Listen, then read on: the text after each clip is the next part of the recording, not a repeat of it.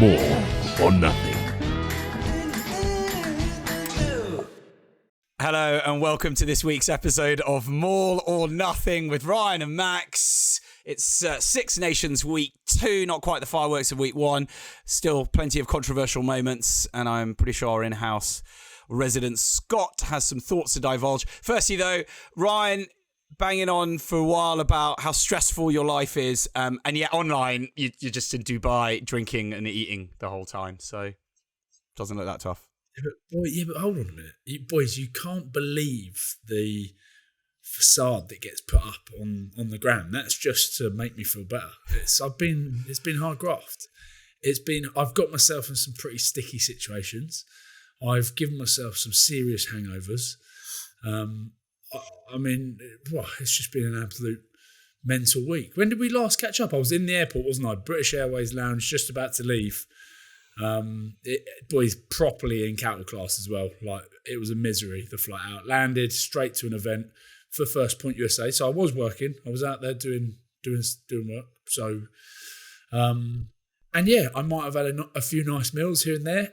But what's the point in being in Dubai and not going down the beach and doing your work down at a beach bar? Like, it's obviously, the beach is there. You might as well make use of it. And I had my laptop and couple of beers, and it was good fun. Why wouldn't you drink 15 beers before lunchtime? Yeah. Oh mate, it was good. It was good. A mate of mine lives out there, Henry. Shout out to Henry and Emily looking after me. He lives on the Palm, and it's unreal. Max just jumps in the lift, and he's down at this beautiful little beach club called Riva Beach Club. Everything on your doorstep. Walk across the road to Sushi Samba. He's got Asia down the road, and it was just next level. Caught up with Haysto. Haysto's at his NEOP. We went down he was at the One and Only. Talk about cash. So we went down, caught up with him down there. Had a few quiets, and got very, very, very loose until I then had to head back to more work.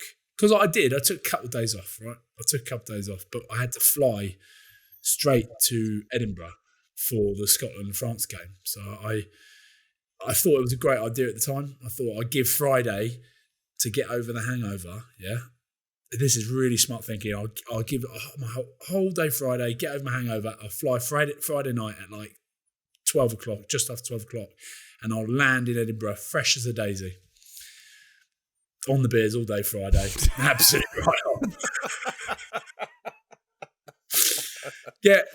Head to the airport, and lo and behold, British Airways do what they always fucking do. Cancel flight. Don't bother coming to the airport. Your flight's been cancelled. And I'm flying directly to Edinburgh, so I need to go, boys. I've got a lot of work on. And so I'm like, shit, what do I do? But luckily, my mate's missus was there, because I was in that mode of like, fuck it, doesn't matter, I'll just stay. Which after a couple of beers can be quite easy to do. So, she luckily managed to get me on another flight, KLM, but I landed in Amsterdam at 6 o'clock in the morning, absolute wreck. Like, quite a few Zopiclone down. You've taken Zoppies before, eh, Max? Not really. You got to stay away from the benzodiazepines. They'll get you. Ask Jordan B. Peterson. Oh, really? Oh, yeah. They can cripple the brain. But you don't do a lot of long haul, I guess. No, I don't. But I try and stay well away from those puppies. So you were a Xanax man as well? Yeah, well. Maybe we shouldn't go into this territory, actually. A little bit of list of shit that you guys are taking. No. But I guess there's a reason to me saying this is because I took some Zopiclone, and the flight's not actually that long to Amsterdam, is it? It's like 6 hours. So by the time I'm taking on the flight, I was like a fucking zombie when I landed in Amsterdam. Like, what is going on? Hungover, sleeping pilled up, land in Amsterdam, get to Edinburgh, like dying, absolutely dying. I've got to my first event in Murrayfield and like got the shakes. Not only that, I've got fucking sunstroke. Genuinely got sunstroke. Idiot. Yeah, but that wasn't my fault. On Friday, down at the beach bar, and my mate went, I said, listen, I need some sun cream. No. Nah, he's gone. I've got, mate. Can you bring me down some sun cream from the flat? Like, if I burn, I'm going to be in a world of pain. So he brings down what I thought was sun cream, but it says Q10 on it. I didn't know what that meant. Lathered myself up. He's giggling away. It's moisturizer that tans you. It's not actually suntan lotion. So I've lathered myself in moisturizer that makes you go bronze, and have burnt to an absolute fucking cinder. So I had sunstroke, heavily dosed up on sleeping pills with a hangover at Murrayfield for my gigs. But I did a very good job, and I got offered a few more jobs after it. So, hey, listen, we can all function in different ways. And yeah, it was, today was a tough day. Today was a tough day because then I did a full day at Murrayfield. I didn't get back home till about 9 o'clock. So I've been away since I did the stuff down in Wales. Yeah, it's been big. Also, let's sidestep the fact that you were like, oh, fuck it, maybe I'll just miss all of this work that I've been contracted to do. And your mate's missus is like, he's not staying another minute with us.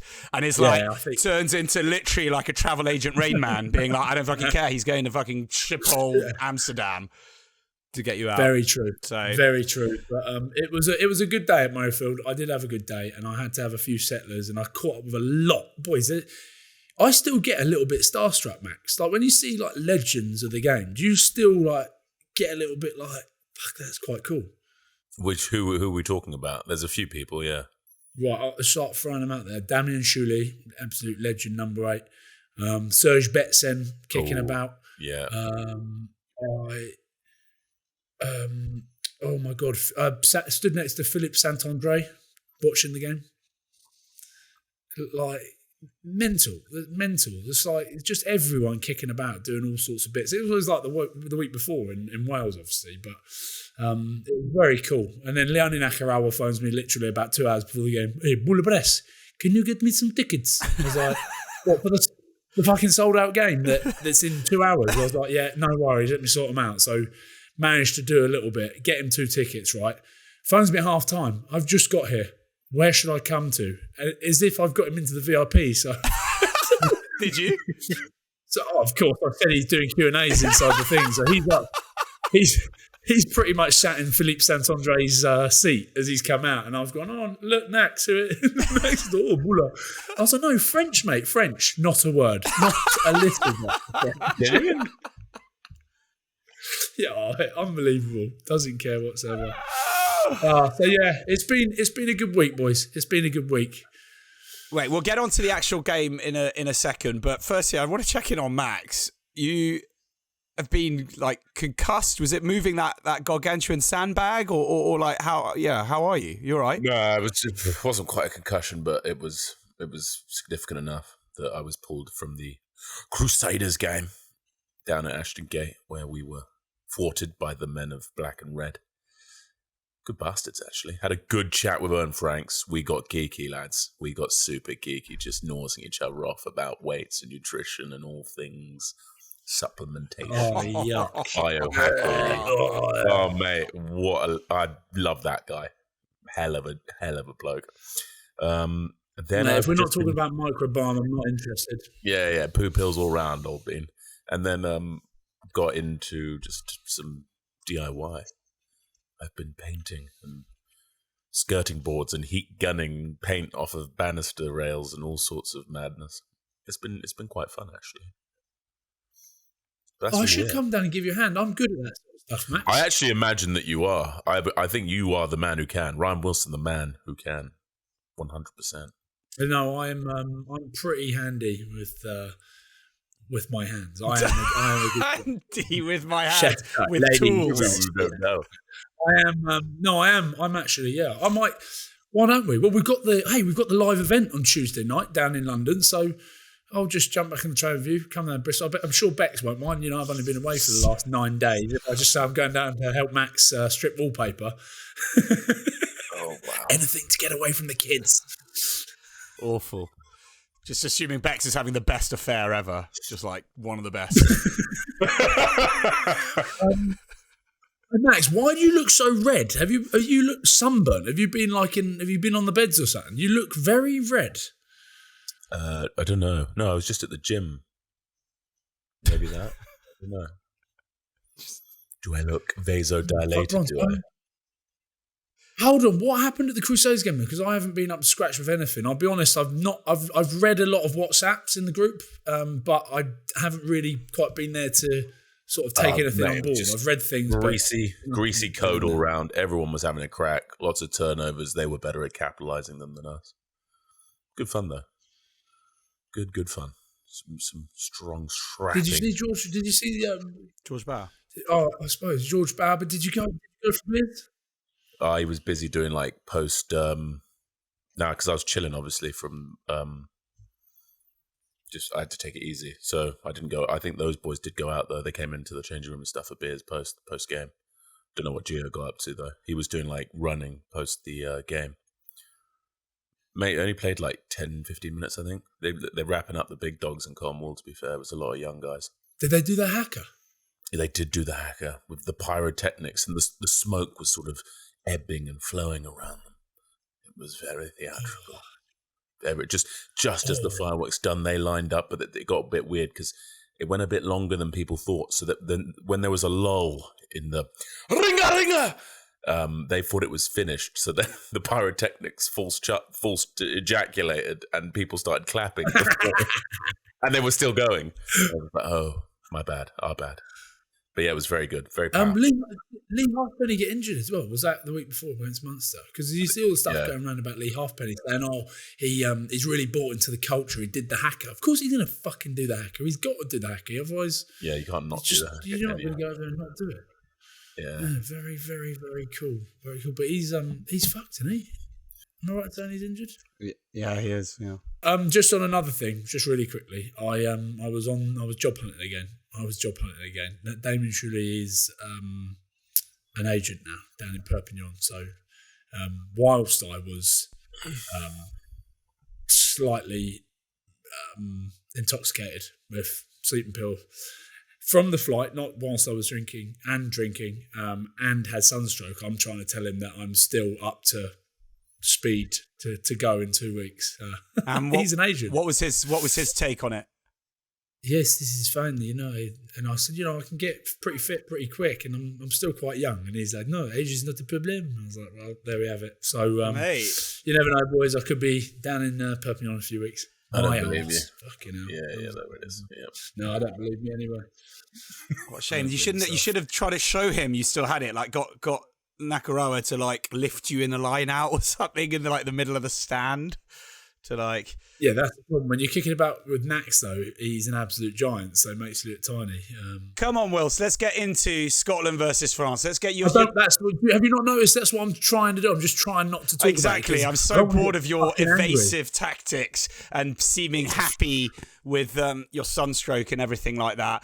Let's go straight to the biggest talking point of the weekend. Ryan, give us your take on what happened with the no try, not given in the dying minutes that would have given Scotland the win.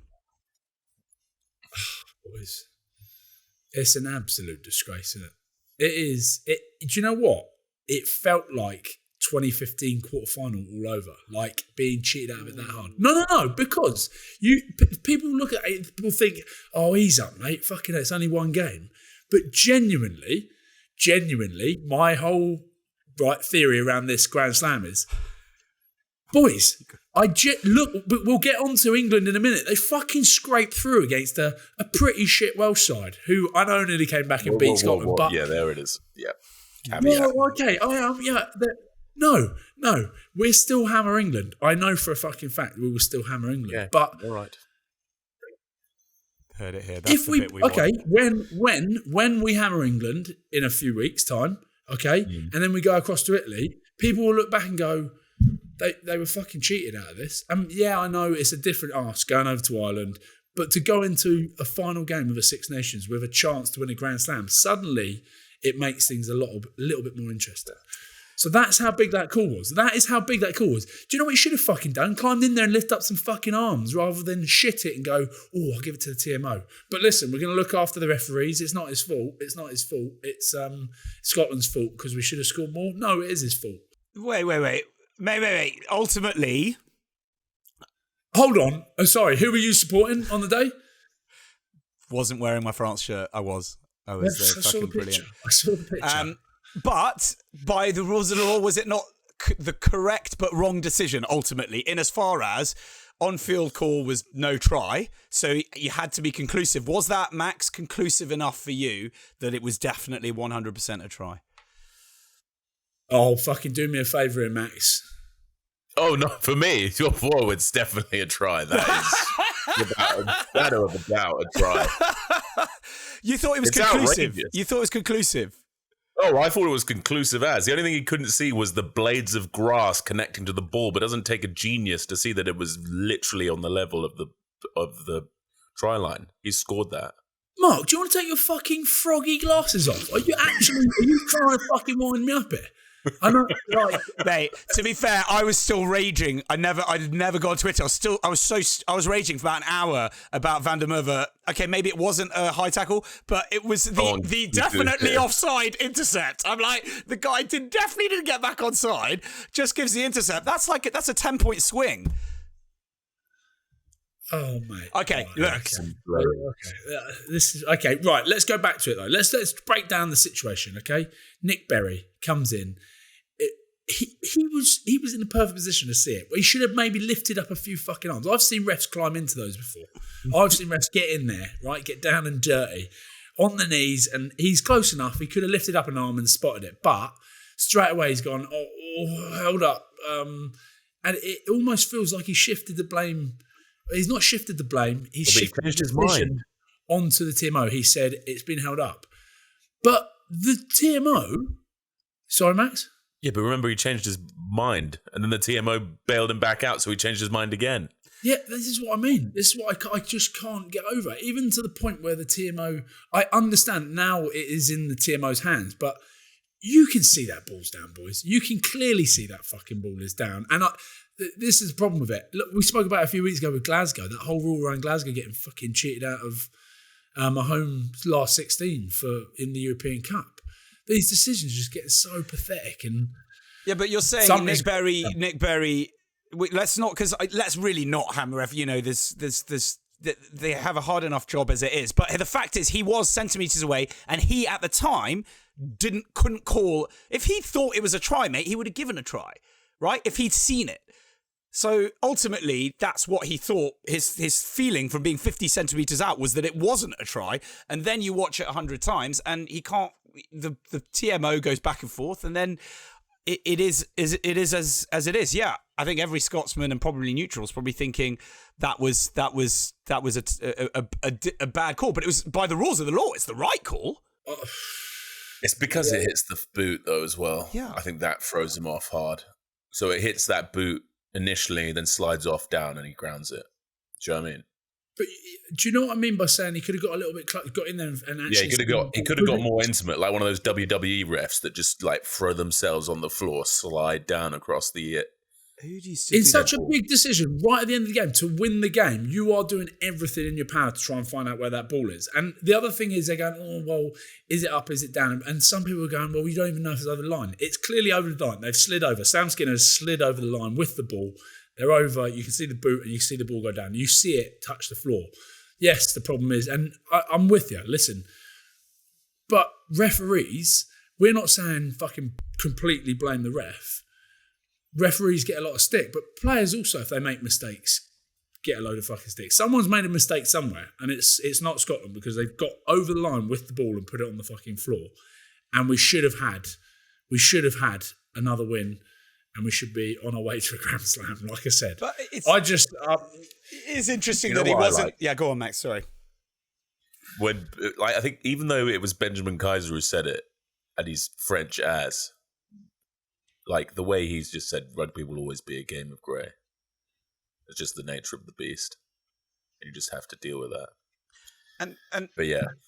Right, to be fair, mate... Remember I was in the stadium, so I've tried to watch it back a little bit, right? But remember I was in the stadium. So you're saying Nick Berry says it's held up over the line. I can't see a grounding of the ball. Goes to the TMO. The TMO comes back and says, we have a clear grounding. We're happy with it. It's a try. Doesn't he? No, he doesn't use those words. He definitely doesn't say that. He says, I just can't remember what, but it wasn't. We have a clear. He said, I think we can see it there. Get it right then. I've actually found someone that's written a thing out for it. A transcript. You've got a transcript of TMO. Yeah. So who? Nick Berry. I've got the ball held up on the yellow boot of a French player. BM. That's the TMO, the Irish fella. The ball is not held up on the French player's boot. Nick Berry, that's a try then. That's what he says, doesn't he? Yeah, but he's asking him, that's a try then. And then what's the bit afterwards? The next bit says, yeah, it's definitely a try. Award it. No, it fucking doesn't, you little He says it can't be conclusive, right? We don't have conclusive evidence. I can't 100% for sure tell you that it's a try. That's what... And that's the problem, is if Nick Berry had actually, let's say, said, try, no try, or I think it's a try, then that would have been different. But by the rules of the law, they've done it the right way. It's a really difficult one to take because ultimately we can all see that it probably was a try. But as we said, it's the correct but the wrong call. Can we go, Wills, can we go to the fact that ultimately, should you have been hoping that somehow Finn got himself in amongst it in the 80th minute when France just had to kick it out, and then it created that environment? You guys were like, that you didn't try to win the game for the second half, nor did France, but you really didn't. Is there an element of not winning the match rather than not losing it? 100%. And Finn came out and spoke really well after, didn't he? He said, "Listen, we should have been more clear. We should have probably pulled away, and if we don't go and win games, so we shouldn't leave it up to the referee to make the decision." And that's true. Like, you look at before half time, penalty, they get the yellow card, don't they, France, and they've got a scrum centre of the field, and you're like, this is it. This is always hardest place to defend. Centre of the field, they have to bring another player in. They've got one player down. We should have taken an opportunity there. There should have been loads more opportunities taken. But it just, I don't know. I feel very, very, very, very hard done by as a Scottish fan, as a Scottish person, to be sat there going, fucking hell. Anyone else in the stadium, I feel like that in Twickenham, that in Stade de France, somewhere like that. The referees getting in there, climbing under, picking boots up, picking arms up, and going, fuck, I've got to try and see if this is down. And I know we're not going to fully blame Nick Berry. No, because stop and then the pressure. Why is it because it's Murrayfield? Explain that logic. I don't know. I don't know why it is. It just felt like, I don't know, it just felt like anywhere else it would have been given. I don't know what all the fans were booing, like cheering, trying to get on their side. Did you see the players going forward and backwards? Yeah. Scotland, France celebrating, Scotland celebrating, France celebrating. You're like, I don't know, boys. I'm clearly upset. I just think it's that's fair enough. I feel for the fucking boys. Like they won the game. Scotland won the game, and agreed. It went okay. Let's all agree that it's not Nick Berry's fault. It's TMO's fault. No, I'm joking. I think Finn's it's the rules. It's the rules. It's the rules. He's not allowed to give it, apparently. And there's a grey area there, and that's why so many people are getting pissed off of rugby. Yeah, but France were there for the taking. People were pissed off, probably, as well, watching that. I know I was, with that fucking ridiculous kick tennis in the middle where people couldn't move. You're like, this is dreadful. This is dreadful watch. Like, it really isn't enjoyable. And you're like, no one was trying to win. I mean, that was pretty crappy. There was some good space for some counter-attack as well, but such is the game at the moment. Should we talk about some good bits? Yes, can we, positive, Harry Patterson. Yeah. Harry Patterson, something like his 9th. It was his 8th professional start. 8th professional start. And, he is, even that first try where you think he's going to give it to Carl Rowe, doesn't, gives it back inside. I think it's, who was it that took that ball? I can't remember. And they've a little offload to Ben White to go over. Carl Rowe was outstanding. He had something like 7 tackle breaks in the game or something for a guy that, let's remember, lost his job from the SRU when the Sevens went under, went to... He's very good at London Irish. And then lost his job from London Irish, ACL injury, out for fucking God knows how long, and then he gets an opportunity to start like that second week in a row. He was outstanding as well. So there was a lot of good. It's good to see Rory Darge back out there doing bits. So... listen, not all is lost. We will be all right. We still win next week. We beat Italy. and we can still win the Six Nations because we just have to beat Ireland. Right, yeah. But let's quick word on France, particularly on their other young. We spoke about young Harry Patterson, but Louis Bielbiarri. That doing something from nothing. That really was right. Actually, firstly, how deflating was that for you in the stands? Right? Well, it's just like you said. There was going to be a moment in the game in the second half where someone got something like a lucky break, but fair play to him. Like, I think there was like 5 or 6 defenders around him. There's no way he should have done that. And it's a bounce of the ball, and that's what it came down to. A bounce of the ball perfectly, slides in, gets that try, and you just think, oh shit, here it goes. Like, it's getting away from us. And that, again, that's why it just feels so frustrating that it came down to that very last minute. You feel like when you get that close that you actually get over the line, but then it's taken away from you. I think that's the thing that probably hit home the hardest, and you're just sitting there going, fuck, how, like, it's tough to take. It is tough to take. You are such a smug. No, it's because I went right. No, hear me out. I went, Ryan, tell us your thoughts on Louis Bielbiarri, and you're like, I just feel so shit about the loss. You're like, let's move on. Let's fucking talk about something else. Come on. No, get Max to fucking talk about the French then. They're fucking shite anyway. They're like absolute bullshit. Max, do you agree with that's a pretty poor French showing, right? It seems a completely transformed side. They're not really hitting the heights of previous years. Yeah, I agree with that. There's just a lack of direction, but they clearly have the caliber of player. That's how they're staying in these games. Like, I think Scotland were the superior team for most of that contest. They deserve to win, but ultimately, just the star-studded French that are, and also that pack is just monstrous. You've got a lot of horsepower to deal with. Even if there is no direction, they're just such singular athletes in sort of the collision area that they can still go forward, get around the park, give their back line some go forward. That's sort of what's keeping them in it at the moment. No. Well, look, Ryan, I we're gonna move on, as you must. Sorry, I know it sounds so fucking awful because it's coming from me. Maybe like Max should be doing the links because I'm pretty happy. If I'm honest, pretty happy with that. Yeah, no. Do you know what? Do you know what? Maybe I've gone in a bit hard on Nick Bailey, and I'm starting to think, oh god, I'm gonna get in trouble. No one throw him any hate mail. No one give him any shit. Like, he's there to do his job. He's there to do his job. And hey, DIR, this is Rugby, eh? Yeah, he could have done a bit better, and so could have the TMO. And so World Rugby. Stop! Well, no. I'm not going to stop because World Rugby sort the fucking rules out. Okay, so he's not being helped by World Rugby. No. Yeah, he's not being helped whatsoever. Here's another thing. Like, I was watching. We could get into a fucking serious rabbit hole here, but I'm watching the game today, right?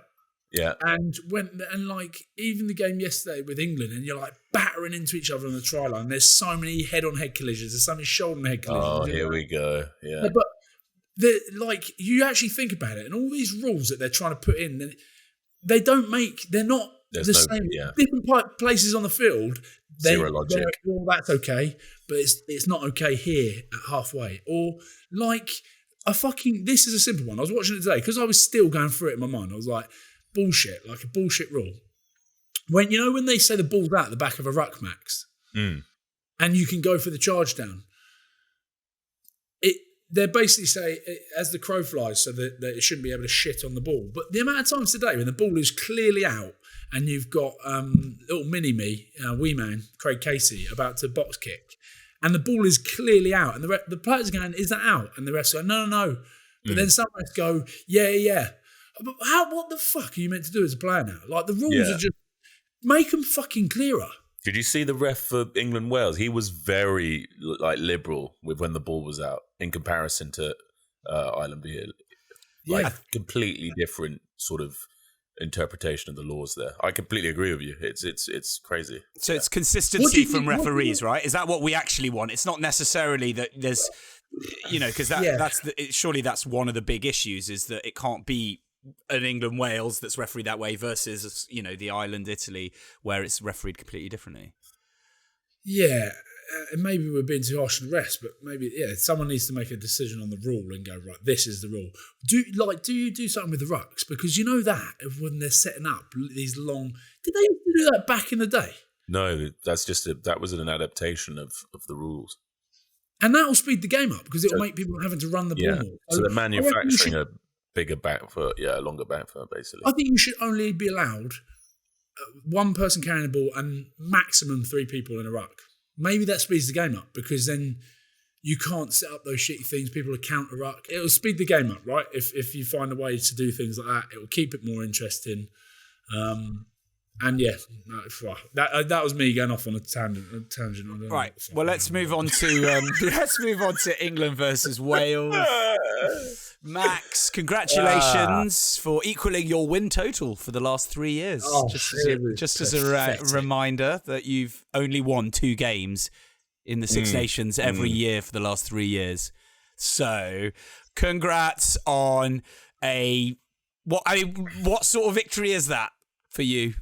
No, I thought it was a good victory. Oh, fuck off. Hold on a minute. Have you got a secret WhatsApp group where you're just trying to piss me off here? Hey, a dub's a dub. A dub's a dub, boys. That's a disgrace, mate. I agree, though, there should have been some more ambition in attack. There's got to be a little bit more ambition. I think the balance right now needs to be... There's just the players on offer, I don't know, they clearly need more ball in hand. I think up front they could do with another carry. I think in the back line there's not too much horsepower in the middle to get easy gain line at the moment. So I think that's making it difficult. And then your leading carriers at this point are sort of Ben Earl and and Tommy Freeman's clearly just when he does get the ball in hand, he's exciting. He's clearly got something. He's electric, but there needs to be a bit more industry of him coming off his edge. But I don't know. That's all. But I thought George Ford was very, very good. Ben Earl obviously put the team on his back with a freak show try. That was horrible. That was despicable what he did to those poor Welshmen. Oh, mate, but then you look at that and you go, that is shocking defending as well. Oh, yeah, but all of the great sort of muscle tries are that way. Yeah, well, we'll get on to bad defending. Everyone says that, man. We'll get on to bad defending in a bit with Italy, but it's fair play to him. They need it. They're 30 men and they need to try and find a way in, and he's picked well off the back of there. But I tell you what it is that gets him over the line. If you look back at it, Dingwall does some job to just smash him through. He doesn't care for Ben Earl. He just mullers into the back of him and drives him over. And he's one of the reasons he goes over. He played really well. I'll tell you who else was good. Freddie Stewart. So good. Very good. Was outstanding. Back to his best. That's what you wanted to see because we've hyped him up a lot on here, haven't we, before? And he was here, there and everywhere. But you look at the stats, right, from terms of carries. In the forwards, you've got Maritoja with 5, Chesson with 4, Ethan Roots with 3, Sam Underhill with 3, and then it's Ben Earl with 9. So there's not a huge amount of numbers, and that shows they're not really playing with the ball too much. Freddie Stewart, 12 carries. He's and that's because they got kicked to quite a bit. So, but boys, Max, you've got to worry a little bit, haven't you? Listen, Wales. The D is good. The D's good. I think. I just think it's you give the opposition too many chances at attacking with the approach at the moment with the kicking game potentially. But I don't think the D's bad. Obviously, I think the next few games are going to be a serious test of that metal. Let's be honest. But also on a weird tangent, how much does Felix Jones look like Alex Lazowski? Anyone else thinking that? Every time I see him, I'm like, didn't know Lazowski's doing the D for England. Bro, get him up. Get him up. The resemblance is startling. But anyway. Get Chandler. Get Chandler in there. I want Chandler Cunningham South in there. Yeah, he looks horrible. Yeah. 20 years old. He's a real issue. Yeah, but Max, I'm still trying to think whether you're taking the piss or not. Am I worried? Only just managed to grind it through. You must be a little bit worried. No. These players will just rise to the occasion. Look at that team, the caliber. They're just going to rise to the occasion. Max, you were at home, right? This new sort of Twickenham that Jamie George had asked to fire up and let's make it a fortress and all that. Wales led until the 72nd minute. You didn't lead at any point for the first 72 minutes of the match. So I'm kind of like, and Wales put out basically like a nursery school, which is brilliant, you know. Surely Warren Gatland's going to be thinking that, he'd be almost the happier of the two coaches. Lads, when it comes down to a win's a bloody win. All right. Yeah. Okay. Well, I'll tell you how it works. Right. Here we go. You get no. Gats he's a smart man. He's clearly a smart man because he's gone right. Not that sure, but let's control the controllables. Let's just not give away penalties and not give people access. And fucking how squeaky clean have Wales been? You look at their discipline across the two games. They're just like I reckon he's in there going, right, boys. We keep ourselves clean here. We make sure we're playing the right areas of the field. We'll hang into games because if you look at the Welsh regions at the moment, they're in the biggest trouble they've ever been in before. And then we said it. You put on a Welsh jersey at the Principality, it's completely different. And maybe again you go down to Twickenham and the fucking hatred there between the Welsh and the English. They fire him up. Aaron Wainwright. He's outstanding. We said it again last week. Like he's in there. He's Tommy Raffle.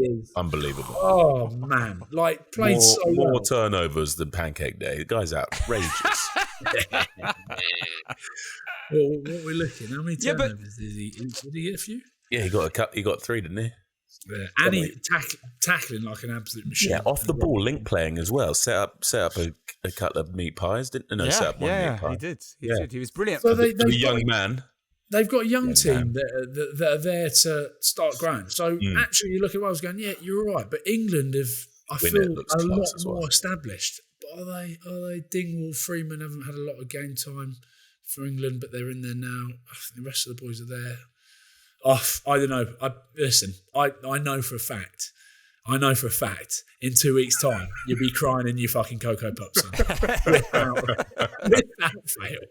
We shall see. I like this. I think your exact words were Scotland will hammer England. So without hammer. Use the word hammer. Oh, they'll hammer them. I cannot. You wait. Just the hostility when they come to Murrayfield. I'll be in there in the tunnel. Oh, boys. Good. Just bringing up what you were talking about with Wales, and that is an amazing. Actually, thank you for our stat man. Last season they conceded 32 penalties across round 1 and 2. This season they've done 9 across 2 games. They went 100 minutes without conceding a penalty. And I mean, you're right though, Ryan. Right? Keep stay in a game, and really could have. You know, it wouldn't. I don't think anybody watched that game, and if Wales had won it, would have gone. We was robbed in potentially the way that it was up in Murrayfield, right? Yeah, and the Welsh teams have always been good at that. Always throughout the Six Nations, all their international stuff, they've always been good at staying in games. I remember playing against them, always thinking they just take the three, keep building the score, stay within like 3 points. You never know what can happen. So fair play to them. Who have they got next week? Who have Wales got next week? Ireland away.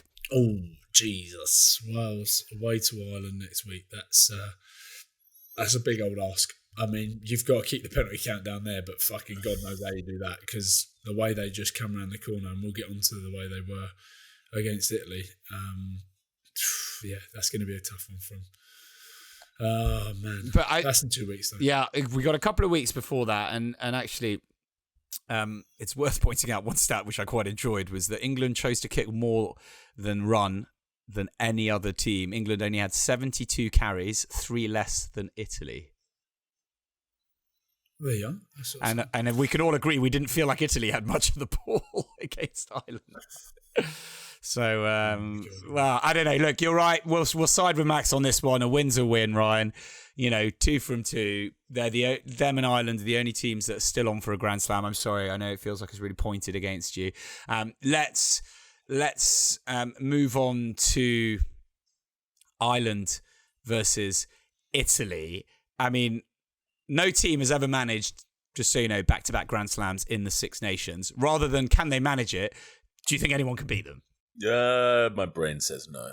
Like my rational mind says no. My heart obviously bleeds St George, and I hope for the very best from England for that. But no, that team is quite monstrous right now. They seem to have like depth, like the Mariana Trench as well. They could take anyone out, and it just seems seamless. Like it doesn't matter who's playing, who's starting for that team right now. It's a huge green monster. It's the Incredible Hulk.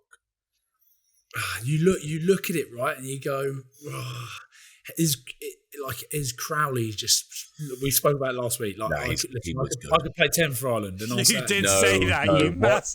No way. Did you watch Crowley though? He was so more elusive than an honest man in Parliament. He was horrible. He just ridiculous. And you can tell that he's just slotted in there, and he's fucking loving it. But it is an easy job, but he's done well at it. It's an easy job, mate. International tenery. It sounds mental, but okay, we'll go with that though. I like that. And we spoke about the wee man, like Craig Casey, just fucking rapid all over the place. But again, it is a fucking armchair ride sitting behind that pack. You look at the way the Italians try to defend.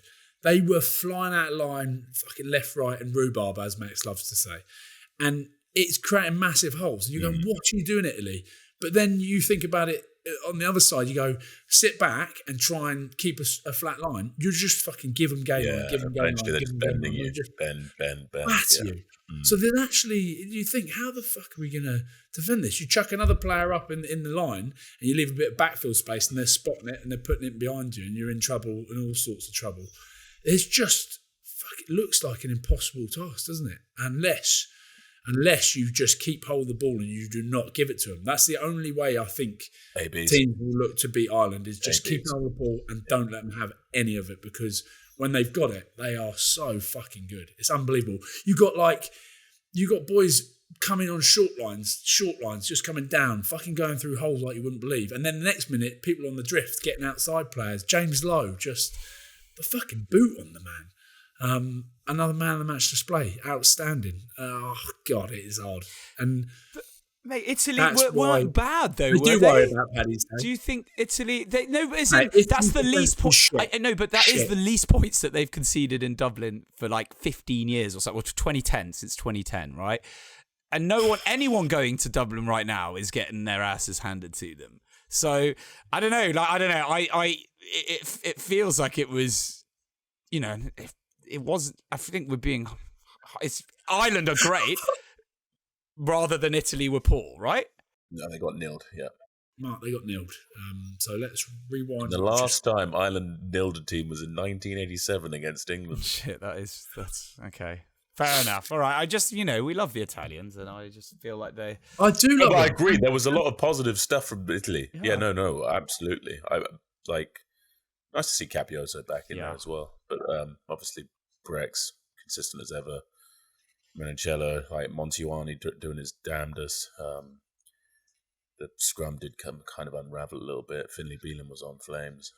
But yeah, man, that team right now is apex predatory.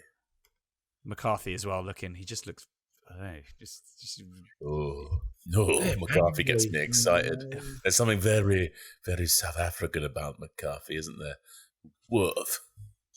Boys. Worth saying that Ireland are on a now 10-game winning streak in the Six Nations. The record's 11, so they're probably going to get the record right. I mean, it feels like they are streak ahead of everybody else. Oh, well, they will get it. We just said it. Who's going over there? Wales are going over there. Yeah, tougher one. Then England play them after, so they'll definitely beat it. Ireland over at Twickenham, and then Paddy's Day. Imagine Scotland upsetting a party on Paddy's Day. Oh, bit lovely. But it's not a thing you think is going to be easy. That is maybe the only. Yeah, I could potentially see that as the banana peel. Yeah, we had a really similar conversation for the World Cup, guys. A really similar one, like maybe, and ultimately Ireland came out with like, oh fuck, we just flashed you. It was. Can you? I mean, honestly, can you see it happening? No. No, Not with the rules. Not No, with these rules. fuck off. The conspiracy theorists are out to stop Finn. Gosh. Finn and the boys. Yeah, there's something going on. There's some sort of a conspiracy theory. Stop. going on. We are not. The Six Nations is scripted. Do you not know this? We are not gaining followers by peddling right-wing conspiracy theories. Okay. No, it's scripted. The Six Nations is scripted. I've seen it. Yeah. So, in any case, boys, let's just quick prediction for next week, for a couple of weeks. Sorry. First up, Ireland Wales is the first game. Thoughts? Ireland.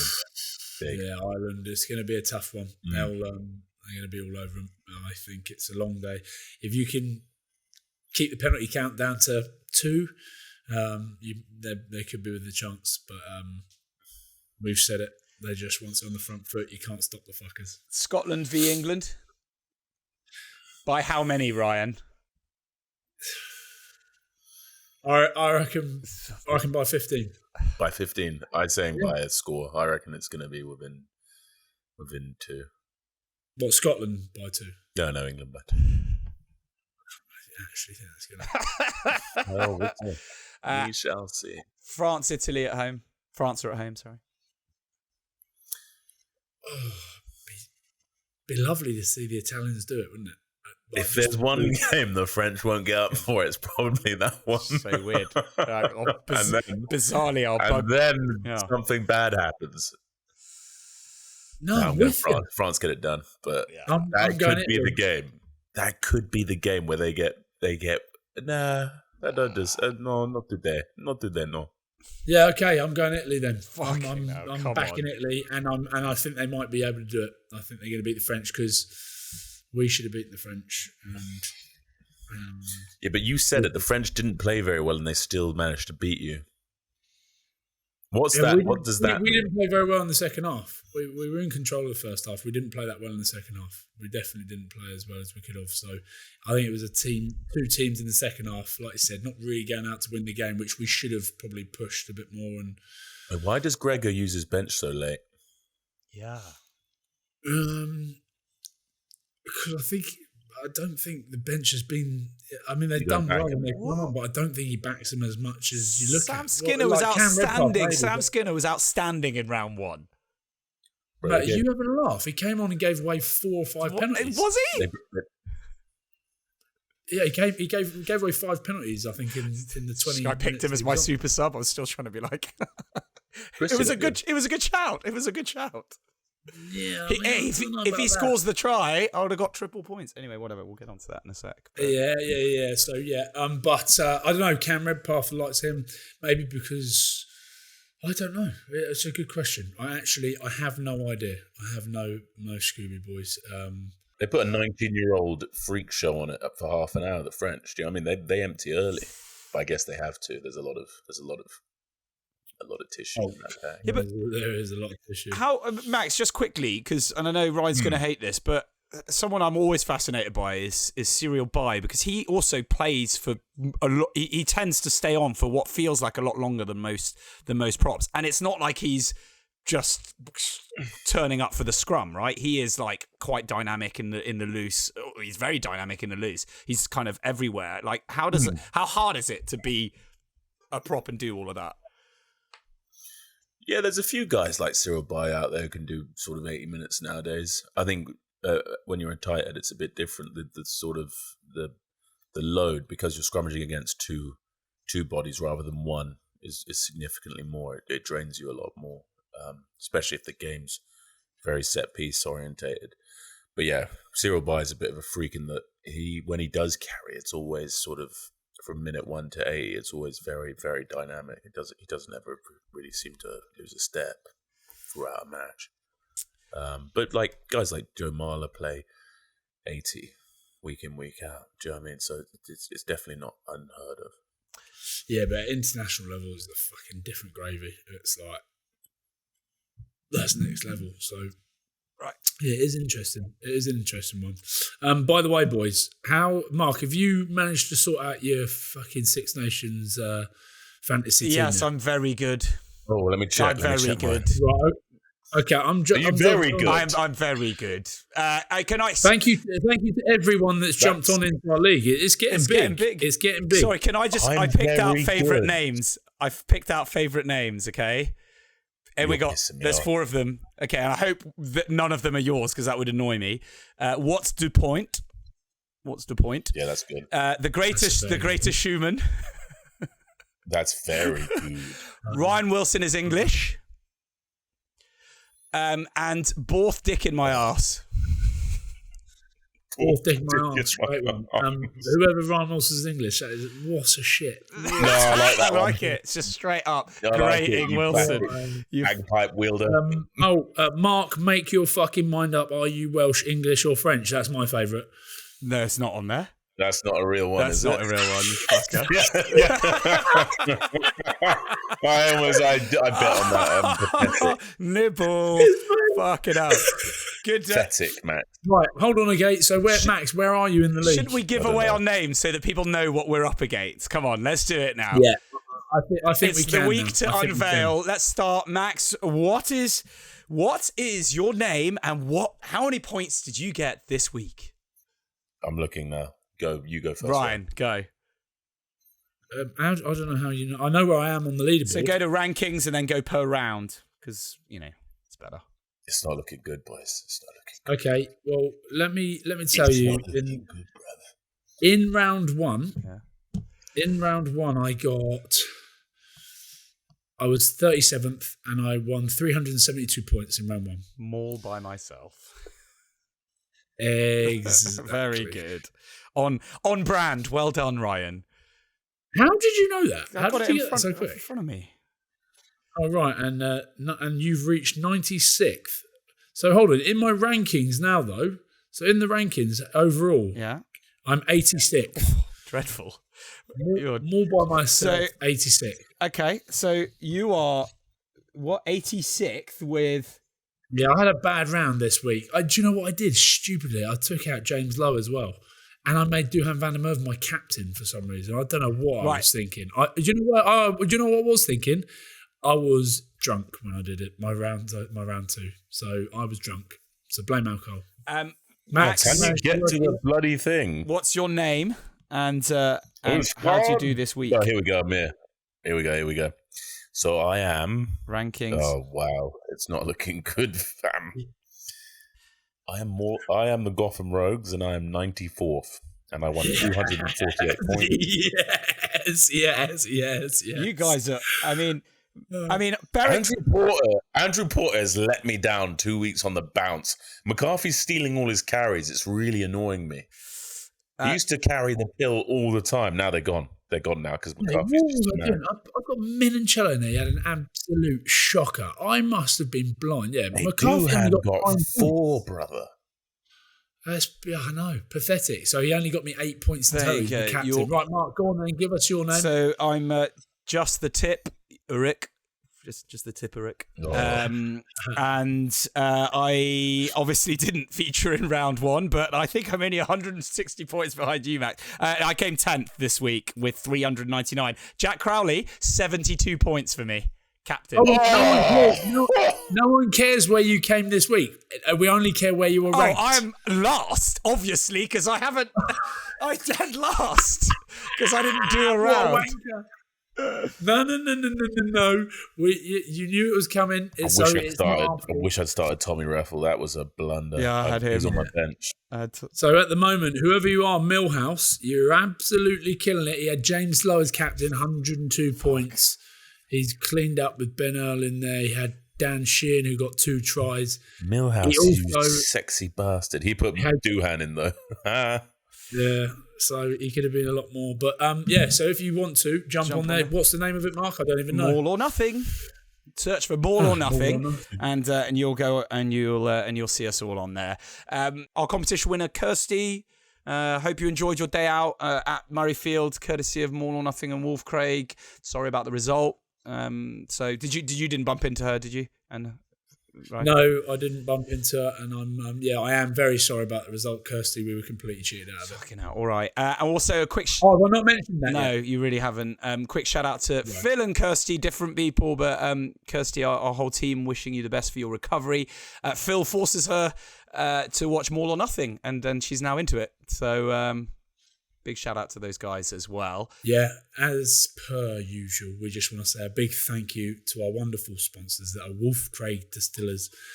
Been with us all the way, Max, haven't they? And they'll be very disappointed. I know they're over in Japan at the moment having a wonderful time with Grieg Laidlaw. So they're out there taking Richard Patterson out there to go and spread his wonderful word and his wonderful whiskey that he's created. And you can go over and grab your own bottle of gin or Wolf Craig whiskey. And where do they need to go, Max? wolfcraig.com. As easy as that, baby. And for all of you listening and watching, come and see the team. On Tuesday, we will be at the Prince of Wales pub in Covent Garden. We're doing a live show there, live recording. So if you're in London, grab a ticket. The link's in our bio. So do go and grab it. It all goes to charity, to Macmillan Cancer charity, and will be a lot of fun. And who is our secret special guest? Ryan Wilson? I'm not sure we're allowed to say yet. I don't know. So what I will say is, when you listen to this, jump over, make sure you subscribe to our Instagram and keep your eyes peeled there, because we'll probably announce it there. He is a very exciting guest. And I don't know if we're allowed to say, so I'm going to keep that one a secret. I don't Head even know over what it is. and go on. Max hasn't even got a clue. I don't even know He's got what it nothing. But genuinely, I know everyone always bloody says this when they see this. There's a very limited amount of tickets. So if you are in London and you want to get to it, you'll probably need to go on there right now, because it's not a massive venue. We're just doing a little one. We're just doing a little teaser, little tiny teaser, but it's going to be exciting, and we've got a freaking good guest. And yeah, it'll be a lot of fun and good chance to have some beers with the guys. So do come along. But I don't drink anymore. I don't know if I've told you that I've stopped drinking. I've quit. Ryan will be drinking on Tuesday. So anyway, thank you all for listening and watching as always. And we will see, hopefully, you all on, or many of you as possible, on Tuesday at the Prince of Wales pub in Covent Garden on Tuesday evening. But for the rest of you, thank you very much for tuning in. And thanks to Ryan and Max as always.